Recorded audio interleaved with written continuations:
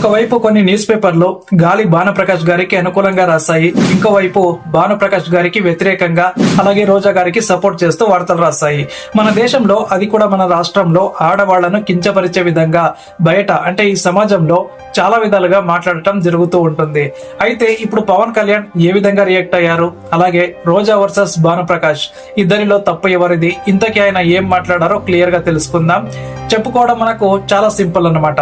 2000 రూపాయల కోసం ఏ పనైనా చేయటానికి సిద్ధంగా ఉండేది అని మార్కెట్ లో మాట ఉంది అని నగరి ఎమ్మెల్యే గారు రోజాను అన్నారు. ఇంతే. కానీ ఆయన ఎందుకన్నారు, ఆ మాట రోజా గారికి ఎంత బాధ కలిగించింది, అలాగే అలా అనాల్సిన అవసరం ఆయనకు ఏమొచ్చింది, ఇవన్నీ కూడా తెలుసుకోవాలంటే చాలా మాట్లాడాల్సి వస్తుంది. ఇప్పుడు రాజకీయంగా చాలా మంది చాలా మాట్లాడతారు. వాళ్ళ మీద వీళ్ళు, వీళ్ళ మీద వాళ్ళు ఎలిగేషన్ చేసుకుంటూ ఉంటారు. అవి నిజాలో అబద్ధాలో పక్కన పెడదాం, వాటి గురించి తేల్చుకోవడానికి కోర్టులున్నాయి, వ్యవస్థలున్నాయి. కానీ వ్యక్తిగతంగా అది కూడా ఒక మహిళను ఇలా మాట్లాడటం ఎవరికి కూడా నచ్చదు. ఇలాంటివన్నీ చాలా వేగంగా సోషల్ మీడియాలో వైరల్ అవుతూ ఉంటాయి, వైరల్ చేస్తూ ఉంటారు కూడా. తర్వాత ఏం జరిగింది మొత్తం చెప్తా వినండి. ఒక మహిళ రాజకీయాల్లోకి వస్తే ఆమె గొంతును వినిపించాలన్న అభిప్రాయం చాలా మందికి ఉంటుంది. కానీ ఎందుకో ఆమెను లక్ష్యంగా చేసుకునే వారికి అర్థమవుతుంది అసలు రాజకీయం. ఈసారి శబ్దం నోటిలో జారిన మాటలతో కాదు, మరీ అవమానకరంగా మారింది. నగరి ఎమ్మెల్యే గాలి భానుప్రకాష్ చేసిన వ్యాఖ్యలు. ఈ వివాదం వెనుక ఉన్న అసలైన కారణాలేంటి, రాజకీయాలలో మహిళలపై అవమానాలు ఎందుకు పెరుగుతూ ఉన్నాయి, రాజకీయ నాయకులు, పార్టీలు, ప్రజలు ఎలా స్పందిస్తూ ఉన్నారు, ఇవన్నీ కూడా మనం తెలుసుకోవాలి. మొన్న జరిగిన ఈ వివాదం మళ్లీ రాజకీయాల్లో మహిళల భద్రత అనే అంశాన్ని ముందుకు తెచ్చింది. నగరి నియోజకవర్గంలో ఓ రోడ్ షో సందర్భంగా అక్కడి ఎమ్మెల్యే గాలి భానుప్రకాష్ యాదృచ్ఛికంగా మీడియాతో మాట్లాడుతున్న సమయంలో మాజీ మంత్రి ఆర్కే రోజా గురించి కొన్ని అసభ్యకరమైన, తీవ్ర స్థాయిలో అవమానకరమైన వ్యాఖ్యలు చేశారు. ఆ వ్యాఖ్యలు షార్ట్ క్లిప్స్ గా సోషల్ మీడియాలో వైరల్ కావడంతో రాష్ట్ర వ్యాప్తంగా తీవ్ర ఆగ్రహాన్ని కలిగించాయి. భానుప్రకాష్ వ్యాఖ్యలు ఏమిటంటే, ఆయన రోజాని వ్యక్తిగతంగా టార్గెట్ చేస్తూ ఆమె రాజకీయ ప్రస్థానం, వ్యక్తిగత జీవితం, కుటుంబంపై అసభ్యంగా మాట్లాడారు. రోజా రాజకీయాల్లో ఎలా వచ్చారు, ఎలా ఎదిగారు అన్న దానిపై ప్రజలకు అంతా తెలుసు అన్నట్టు మహిళల గురించి మాట్లాడడానికి సరైన భాష వినియోగించకపోవటం తీవ్ర చర్చగా మారింది. ఈ వివాదం ఒక్కసారిగా ఊహించకుండా ఏమీ రాలేదు. దీనికి లోతైన రాజకీయ నేపథ్యం ఉంది. నగరి నియోజకవర్గం ఎప్పుడు కూడా రాజకీయంగా ఆసక్తికరమైన ప్రాంతంగా నిలుస్తోంది. 2014లో నగరిలో టీడీపీ తరపున గాలి ముద్దు కృష్ణ పోటీ చేసి ఓడిపోయారు. రోజా విజయం సాధించారు. 2019లో మళ్లీ రోజా విజయం సాధించారు. అప్పటి నుంచి గాలి వంశం రాజకీయంగా నగరిలో తమ ప్రాబల్యాన్ని కోల్పోయింది. భానుప్రకాష్ ఇప్పుడు ఎమ్మెల్యే. ఇక శాసనసభ ఎన్నికల అనంతరం వైసీపీ ఘోర పరాజయం తర్వాత రోజా కీలక మంత్రిగా ఉండి పదవిని కోల్పోయారు. కానీ ఆమెకు పార్టీ వర్గాల్లోనూ అలాగే సినిమా రంగంలోనూ కూడా బ్రాండ్ వాల్యూ ఉండటంతో ఆమె పట్ల కొన్ని పార్టీ నేతల్లో వ్యతిరేకత ఖచ్చితంగా ఉంటుంది. ఇదే నేపథ్యం గాలి భానుప్రకాష్ వ్యాఖ్యల వెనుక ఉన్న అసలైన తూట అన్నమాట. ఈ వివాదం బయటపడిన వెంటనే ప్రధాన ప్రతిపక్ష నేతలు, ముఖ్యంగా వైఎస్ఆర్సీపీ తరపున ఎమ్మెల్యేలు అలాగే మాజీ మంత్రులు తీవ్రంగా స్పందించారు. పార్టీలోని మహిళా నేతలు భానుప్రకాష్ పై మహిళా కమిషన్ ద్వారా చర్యలు తీసుకోవాలని డిమాండ్ చేశారు. కానీ ముఖ్యమంత్రి చంద్రబాబు నాయుడు గారు ఈ వ్యాఖ్యలపై సూటిగా స్పందించలేకపోయినా టీడీపీ మహిళా నేతలు మాత్రం స్పందిస్తూ ఇది పార్టీ యొక్క అధికారిక అభిప్రాయం కాదని, వ్యక్తిగత అభిప్రాయం మాత్రమేని చెప్పి తప్పించుకునే ప్రయత్నం అయితే చేస్తారు. ఏ పార్టీ అయినా అంతే కదా. జనసేన కూడా స్పందించింది. పవన్ కళ్యాణ్ వ్యాఖ్యలో మహిళలపై ఈ రకమైన మాటలు అసహ్యంగా ఉంటాయంటూ తేలికగా పేర్కొంటారు. అయితే అవకాశంగా తీసుకున్న వైఎస్ఆర్సీపీ మీడియా విభాగం ఈ ఘటనను హైలైట్ చేస్తూ చంద్రబాబు నేతృత్వంలోని టీడీపీ మహిళల పట్ల ఎలా వ్యవహరిస్తుందో ప్రజలకు చూపే ప్రయత్నం అయితే చేసింది. ఇది ఒక్క రోజా విషయంలోనే కాదు, గతంలో సురేఖ, షర్మిల, విజయశాంతి, కవిత ఇలా పలువురు మహిళా నేతలు వ్యక్తిగత స్థాయిలో అవమానకర వ్యాఖ్యలతో ఎదుర్కొనాల్సి వచ్చింది. మహిళలు రాజకీయాల్లోకి వస్తే ఆమె వాగ్దాటి, పట్టుదల, ప్రజాసేవకే ప్రాధాన్యం ఇవ్వాలిగా. కానీ అక్కడ ఆమె డ్రెస్సింగ్, వ్యక్తిగత జీవితం, కుటుంబం ఇవే చర్చకు వస్తూ ఉన్నాయి. తెలంగాణలో కూడా ఇదే పరిస్థితి. ఇటీవలే కవితపై కూడా రాజకీయంగా కాకుండా వ్యక్తిగతంగా వ్యాఖ్యలు చేసిన రాజకీయ నాయకులు వార్తల్లో కూడా నిలిచారు. ఆ విషయం మీకు కూడా తెలుసు. కానీ ఇది బలహీన రాజకీయ మానసికతకు సంకేతం అన్నమాట. మహిళా రాజకీయ నాయకుల విజయాన్ని నిలువరించలేకపోయినప్పుడు అవమానాలు, వ్యక్తిగత దూషణలే ఆయుధాలుగా మారుతూ ఉంటాయి. ఈ రకమైన వ్యాఖ్యలపై భారత రాజ్యాంగం కింద స్పష్టమైన చట్టాలు కూడా ఉన్నాయి. IPC section 354A sexual harassment and 509 word, gesture are act intended to insult the modesty of A women లాంటివి ఇటువంటి కేసులకు వర్తించవచ్చు. ఇంకా ఎన్సిపిసిఆర్ అంటే నేషనల్ కమిషన్ ఫర్ ఉమెన్ కింద మహిళలపై అసభ్యకర వ్యాఖ్యలపై నమోదు చేసుకునే అధికారం కూడా ఉంటుంది. కానీ రాజకీయంగా అధికారం ఉన్న వారిపై చర్య తీసుకోవడం చాలా సార్లు లేచి కూర్చోవడమే అయిపోతుంది. ఎందుకంటే రాజకీయ మద్దతులున్న వాళ్ళు సడలింపులు పొందుతూ ఉంటారు. ఈ వివాదంలో కూడా రోజా ఏమాత్రం సహనం కోల్పోకుండా మహిళా కమిషన్ కు ఫిర్యాదు చేశారు. భానుప్రకాష్ పై కేసు నమోదైంది. కానీ ఈ అంశం సోషల్ మీడియాలో పెద్ద చర్చకు దారితీసింది. మహిళా ఉద్యమకారులు, సామాన్య ప్రజలు వ్యతిరేకంగా స్పందించారు. Justice for Roja, stop abusing women in politics అనే హ్యాష్ ట్యాగ్స్ ట్రెండ్ కూడా అయ్యాయి.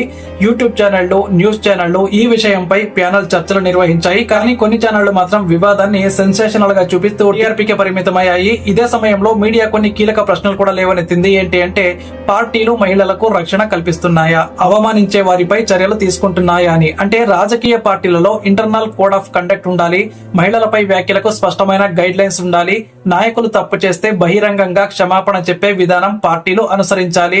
అలాగే సోషల్ మీడియాలో ట్రోలింగ్, వీడియోల ద్వారా విమర్శించే వారిపై కఠిన చర్యలు ఉండాలి. అలాగే మహిళా నాయకులలో ఐక్యత పెరగాలి. పార్టీలకు అతీతంగా మహిళలు ఒకరిపై జరిగిన దాడిని సమిష్టిగా వ్యతిరేకించాలి. రాజకీయాల్లో మహిళల గొంతు అణగదీయాలంటే మన సమాజం ముందు వచ్చి నిలబడాలి. రోజా లాంటి నేతలపై ఈ తరహా వ్యాఖ్యలు ప్రతి మహిళపై చేస్తున్న దాడి లాంటివే. ఇవి రాజకీయాల్లో సరిపోయే మాటలు కావు. ఇవి మన సంస్కృతికి అవమానకరం. ఇది రోజా విషయమే కాదు, ఇది ప్రతి రాజకీయాల్లోకి వస్తున్న ప్రతి మహిళ విషయంలో మనం తీసుకోవాల్సిన బాధ్యత.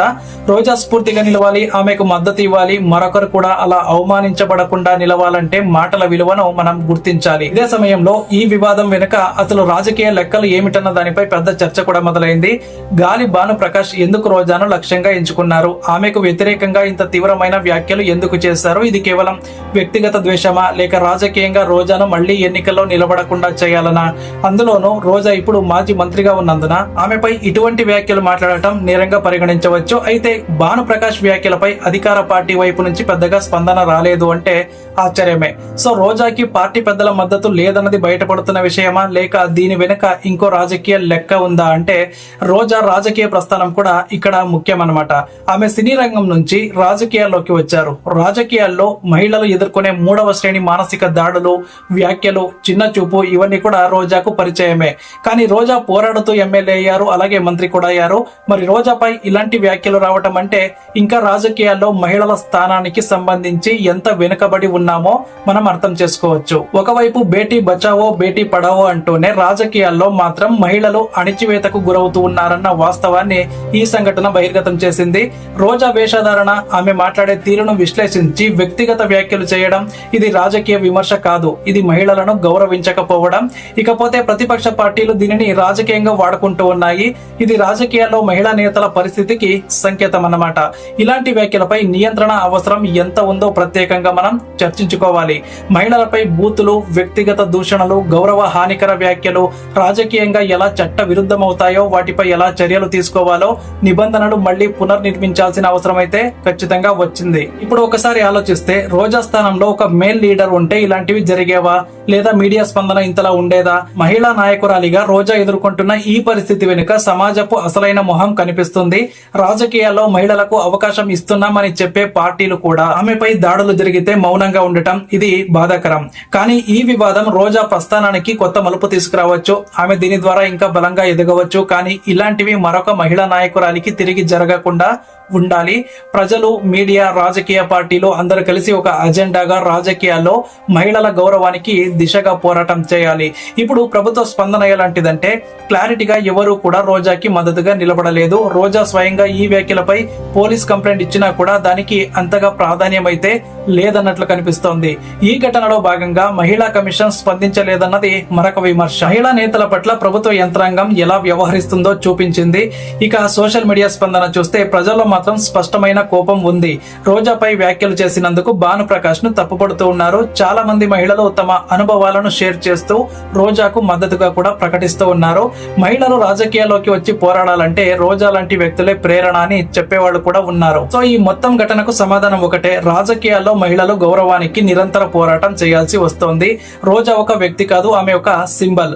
రాజకీయాల్లో మహిళలను లక్ష్యంగా చేసుకుని ఎవరైనా దూషించగలరు అన్న ధైర్యానికి రోజాపై దాడులు సంకేతం.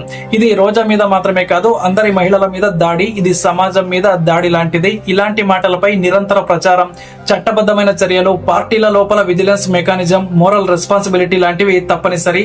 ఈ సంఘటన రోజాకి మాత్రమే కాదు, స్మృతి ఇరానీ, మమతా బెనర్జీ, షర్మిల, అఖిల ప్రియ, రోజా లాంటి మహిళా నేతలందరికీ కూడా దారిగా మారాలి. రాజకీయాల్లో మహిళలను గౌరవించని వ్యవస్థలు ఇంకా దేన్ని అభివృద్ధి చేయగలవు? మరి రోజా తనపై వచ్చిన దాడికి ఎలా ప్రతిస్పందించనుంది? ఆమె రాజకీయ ప్రస్థానంలో ఇది మరొక పరీక్షే. కానీ గతంలోనూ ఆమె ఎలా ఎదుర్కొన్నారో గుర్తు చేసుకుంటే ఈసారి కూడా రోజా తన గళాన్ని ఎత్తి మహిళల తరపున నిలబడుతుందని ఆశిద్దాం. ఇది కేవలం రోజా కథ కాదు, ఇది ప్రతి రాజకీయ మహిళా నేత కథ. సమాజం ఆడవాళ్లను గౌరవించినప్పుడే రాజకీయాల్లో మహిళలకు స్థానం పెరుగుతుంది. సో రోజా కథను గుర్తు పెట్టుకోండి, ఎందుకంటే ఇది కేవలం రాజకీయ వ్యాఖ్యల వివాదం కాదు, ఇది సమాజంలో మహిళల స్థానానికి ప్రతిబింబం. మీకేమనిపిస్తుందో ఖచ్చితంగా కామెంట్ చేయండి. అలాగే మన ఛానల్ ను సబ్స్క్రైబ్ చేసుకోండి.